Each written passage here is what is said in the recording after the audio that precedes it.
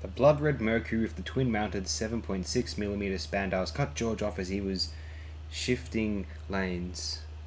The Merc cut out sharply, 3 cars behind George, and the driver decked it. The boom of his gas turbine engine got through George's baffling system without difficulty, like a fist in the ear. The Merc sprayed JP4 gook and water in a wide fan from its jet nozzle and cut back in, matter of inches in front of George's Chevy Piranha. George slapped the selector control on the dash, lighting, "You stupid bastard, what do you think you're doing? And I hope you crash and burn, you son of a bitch."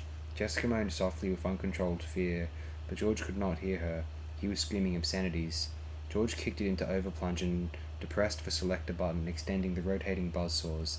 Dallas razors, they were called, in the repair shops, but the Crimson Merc pulled away doing an easy 115. "I'll get you, you beaver sucker," he howled. The Piranha jumped, surged forward, but the Merc was already 2 dozen car lengths down the freeway. Adrenaline pumped through George's system. Beside him, Jessica put a hand on his arm. "Oh, forget it, George, it's just some young snot," she said, always conciliatory. "My masculinity's threatened," he murmured, and hunched over the wheel. Jessica looked toward heaven, wishing a bolt of lightning had come from that location many months past, striking Dr. Yasemir directly in his Freud, long before George could have picked up psychiatric justifications for his awful temper. "Get me collision control," George snarled at her. Jessica shrugged, as if to say, "Here we go again," and dialed CC on the peak. The smiling face of Fusco, the freeway sector control operator, glowed green and yellow, then came into sharp focus. "Your request, sir?" "Clearance for dual, Highway 101, northbound. Your license number, sir?" "XUPD 88321, George said. He was scanning the freeway, keeping the blood-red Mercury in sight, obstinately refusing to start on the tracking sites. "Your proposed opponent, sir. Red Mercury GT, 88 model. License, sir? Just a second." George pressed for stud for the instant replay, and the last 10 miles re-round on the Sony backtracker. He ran it forward again till he caught the instant the Merc had passed him, froze the frame, and got the number. "MFCS 90909. "One moment, sir." George fretted behind the wheel. Now what the hell's holding her up? Whenever you want service, they've got problems. But boy, when it comes tax time. The Fusco came back and smiled. "I've checked our master sector grid, sir, and I find authorization may be permitted, but I'm required by law to inform you that your proposed opponent is more heavily armed than yourself." George licked his lips. "What's he running?" "Our records indicate 7.6mm Spandau equipment, bulletproof screens, and coded optionals." George sat silently. His speed dropped, the tachometer flooded, settled. "Let him go, George," Jessica said. "You know he'd take you." 2 blotches of anger spread on George's cheeks. "Oh yeah?" he howled at the Fusco. "Get me a confirm on that Mercury, Fusco."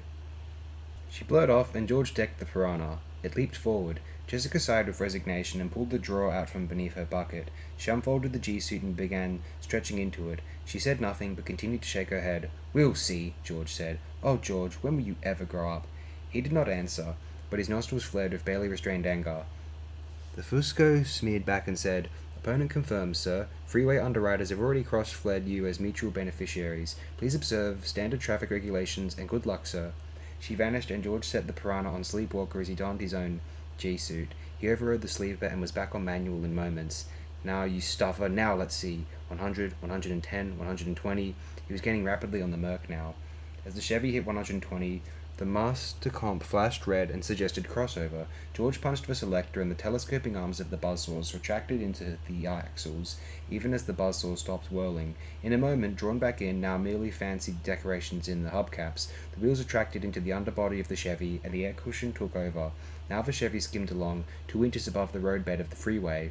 Ahead, George could see the Merc also crossing over to air cushion. 120, 135, 150. "George, this is crazy," Jessica said, her face in that characteristic Shrike expression.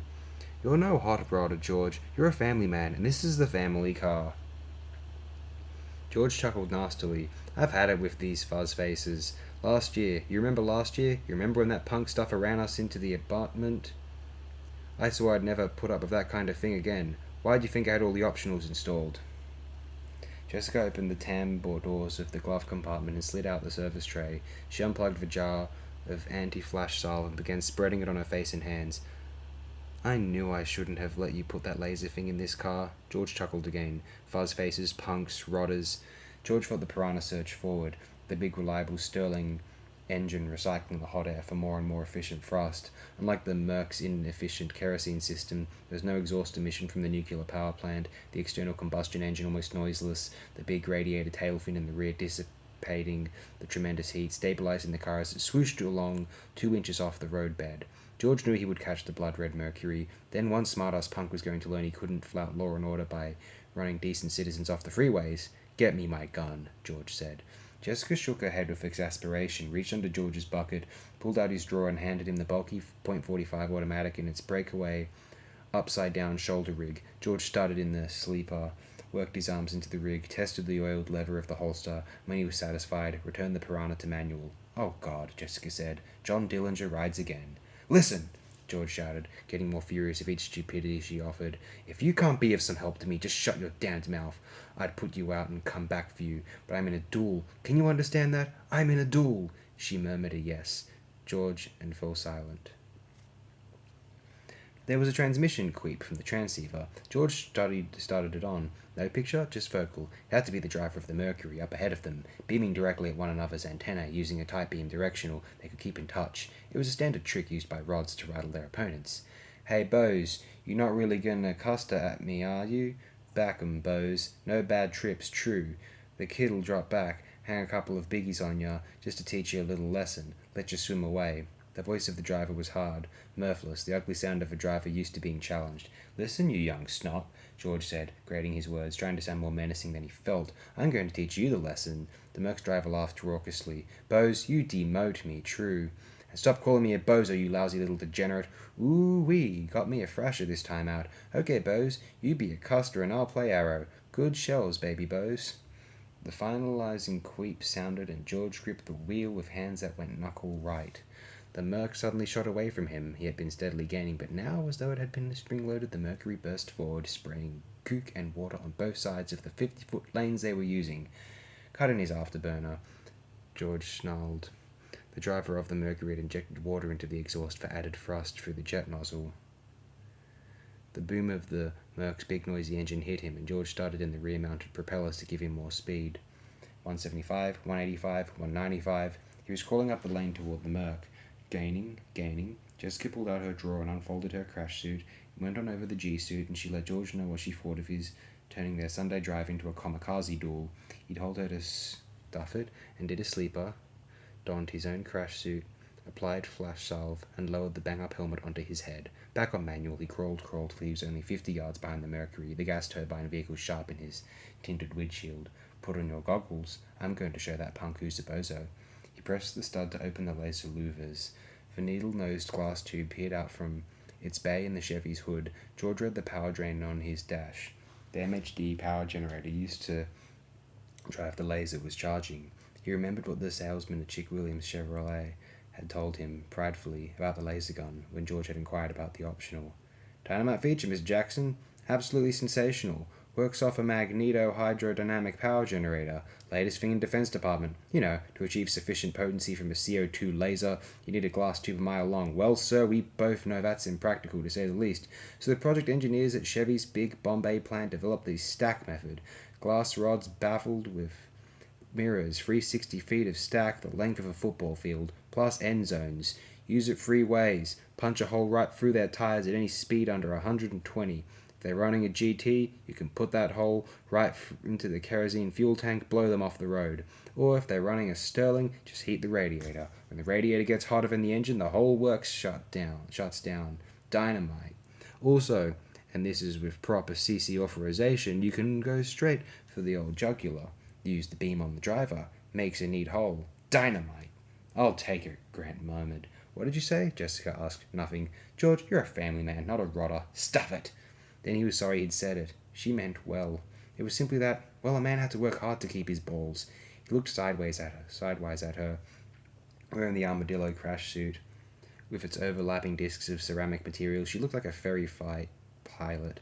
The bang-up head hid her face. He wanted to apologize, but the moment had arrived. He locked the laser on the Merc, depressed the fire stud, and a beam of blinding light flashed from the hood of the Piranha. With the Merc on air cushion, he had gone straight for the fuel tank. But the Merc suddenly wasn't in front of him. Even as he had fired, the driver had sheared left into the next 40-foot wide lane and cut speed drastically. The Merc dropped past him as the piranha swooshed ahead. "He's on my back!" George shouted. The next moment, Spandau slugs tore at the height of the Chevy. George slapped the studs, and the bulletproof screens went up, but not before pinholes had appeared in the beryllium hide of the Chevy, exposing the boron fiber filaments that gave the car its lightweight maneuverability. "Stuffer!" George breathed, terribly frightened. The driver was on his back, could ride into the ground. He swerved, dropping flaps and skimming the piranha back and forth in wide arcs across the 2 lanes. The Merc hung on. The Spandaus chattered heavily. The screens would hold, but what else was the driver running? What were the coded optionals the CC Fusco had mentioned? "Now, see what you've gotten us into. Just shut up, shut up." The transceiver queeped. He started it on, still swerving. This time the driver of the Merc was sending via microwave video. The face blurred in. He was a young boy, in his teens. Acne. "Punk. Stinking punk!" George screamed, trying to swerve, drop back, accelerate. Nothing. The blood-red Merc hung on his tail fin, pounding at him. If one of those bullets struck the radiator tail fin, ricocheted, pierced to the engine, got through the lead shielding around the reactor. Jessica was crying, huddled inside her armadillo. He was silently glad she was in the G-suit. He would try something illegal in a moment. "Hey, Bose, what's your slit look like? If she's creamy and nice, I might let you drop her at the next Getty and come back for her later. If you're insurance baby, you might pick her like and keep her creamy and nice." "Fuzz-faced punk. I'll see you dead first. You're a real thrasher, old dad. Wish you well, but it's soon over. Say bye-bye to the nice rodder. You're gonna die, old dad." George was shrieking inarticulately. The boy laughed wildly. He was up on something. Ferro Coke, perhaps. Or D4. Or Mary Lou. His eyes glistened blue and young and deadly as a snake. "Just wanted you to know the name of your pile driver, old dad. You can call me Billy." And he was gone. The Merc slipped forward, closer, and George had only a moment to realize that this Billy could not possibly have the money to equip his car with a laser, and that was a godsend. But the Spandaus were hacking away at the bulletproof screens. They weren't meant for extended punishment like this. Damn that Detroit iron. He had to make the illegal move now. Thank God for the G-suits. A tight turn across the lanes, in direct contravention of the authorization, and in a tight turn without the G-suits doing, he checked for speedometer and tack, 250 mph.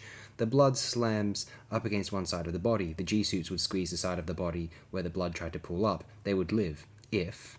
He spun the wheel hard, slamming down on the accelerator. The Merc slewed sideways and caught the turn. He never had a chance. He pulled out of the illegal turn, and their positions were the same, but the Merc had dropped back several car lengths. Then from the transceiver there was a queep, and he did not even stud in as the police copter overhead tight-beamed him in an authoritative voice. "XUPD 88321. Warning. You will be in contravention of your dueling authorization if you try another maneuver of that sort. You are warned to keep to your lanes and the standard rules of road courtesy." Then it quipped, and George felt the universe settling like silt over him. He was being killed by the system. He'd have to eject. The seat would save him and Jessica. He tried to tell her, but she had fainted. "How did I get into this?" he pleaded with himself. "Dear God, I swear if you ever get me out of this alive, I'll never go crazy like this again. Please, God." Then the Merc was up on him again, pulling up alongside. The window was down on the passenger side of the Mercury, and George whipped a glance across to see Billy with his lips skimmed back from his teeth under the wind blast and acceleration, aiming a .45 at him. Barely thinking, George started the bumpers. The superconducting magnetic bumpers took hold and sucked Billy into his magnetic field, and they collided with a crash that shook the .45 out of the rodder's hand. But in the instant of collision, George realized he had made his choice and dropped back his chance and dropped back. In a moment he was riding the Merc's tail again. Naked barbarism took hold. He wanted to kill now. Not crash the other, not wound the other, not stop the other, kill the other. Messages to God were forgotten. He locked in the laser and aimed for the windshield bubble. His sights caught the rear of the bubble, fastened to the outline of Billy's head, and George fired. As the bolt of light struck the bubble, a black spot appeared, and remained for the seconds the laser touched. When the light cut off, the black spot vanished. George cursed, screamed, cried, in fear and helplessness. The Merc was equipped with a frequency-sensitive, laser-proof windshield. Chemicals in the windshield would go black, opaque at certain frequencies, momentarily, anywhere a laser light touched them. He should have known. A duelist like this Billy, trained in weaponry equipped for whatever might chance down a freeway, another coded optional. George found he was crying, piteously, within the cabin of his bang-up hat. Then the Merc was swerving again, executing a roll and dip that George could not understand, could not predict. Then the Merc dropped speed suddenly, and George found himself almost running up the jet nozzle of the blood-red vehicle. He spun out and around, and Billy was behind him once more, closing in for the kill. He sent the propellers to full spin and reached for eternity. 270, 280, 290. Then he heard the sizzling and jerked his head around to see the back wall of the car rippling. Oh my God, he thought in terror. He can't afford a laser, but he's got an inductor beam. The beam was setting up strong local eddy currents in the beryllium hide of the Chevy. He'd rip a hole in the skin. The air would whip through. The car would go out of control. George knew he was dead. And Jessica. And all because of this punk, this rot of Fuzzface. The Merc closed in confidently. George fought wildly. There was no time for anything but the blind, plunging panic of random thought. The speedometer and the tack agreed. They were doing 300 miles per hour. Riding the on-air cushions. The thought slipped through his panic. It was the only possibility. He ripped off his bang-up hat and fumbled Jessica's loose. He hugged them in his lap with his free hand and managed to stud down the window on the driver's side. Instantly a blast of wind and accelerated air skinned back his lips, plastered his cheeks, hollowly made a death's head of Jessica's features. He fought to keep the Chevy stable, gyroed. Then holding the bang-up hats by their straps, he forced them around the edge of the window, where the force of his speed jammed them against the side of the Chevy. Then he let go and started up the window and braked sharply. The bulky bang-up hats dropped away, hit the roadbed, rolled directly into the path of the Merc. They disappeared underneath the blood-red car, and instantly the vehicle hit the freeway. George swerved out of the way, dropping speed quickly. The Merc hit with a crash, bounced, hit again, bounced and hit, bounced and hit. As it went past the Piranha, George saw Billy chroming off the insides of the car. He watched the vehicle skid, wheelless, for a quarter of a mile down the freeway before it caught the inner brake wall of the Jersey barrier, shot high in the air, and came down, turning over. It landed on the bubble, which burst and exploded in a flash of fire and smoke that rocked the Chevy. At 300 miles per hour, 2 inches above the freeway, riding on air, anything that broke up the air bubble would be a lethal weapon. He had won the duel. That Billy was dead. George pulled in at the next Getty and sat in the lot. Jessica came around finally. He was slumped over the wheel, shaking, unable to speak. She looked over at him, then reached out a trembling hand to touch his shoulder. He jumped at the infinitesimal pressure, fought through the G and crash suits. She started to speak, but the peak queeped, and she started it on. "Sector control, sir?" The Fusco smiled. He did not look up. "Congratulations, sir. Despite one possible infraction, your duel has been logged as legal and binding. We'll be pleased to know that the occupant of the car you challenged was rated number 1 in the entire Central and Western freeway circuits. Now that Mr. Bonney has been finalized, we are entering your name on the dueling records. Underwriters have asked us to inform you that a check will be in the mails to you within 24 hours. Again, sir, congratulations." The peak went dead, and George tried to focus on the parking lot of the neon and silver Getty. It had been a terrible experience. He never wanted to use a car that way again. It had been some other George, certainly not him. "I'm a family man," he repeated Jessica's words, "and this is just a family car. She was smiling gently at him. Then they were in each other's arms, and he was crying, and she was saying, "That's all right, George. You had to do it. It's all right." And the peak queeped. She started it on, and the face of the Fusco smiled back at her. "Congratulations, sir. You'll be pleased to know that Sector Control already has 15 dual challenges for you.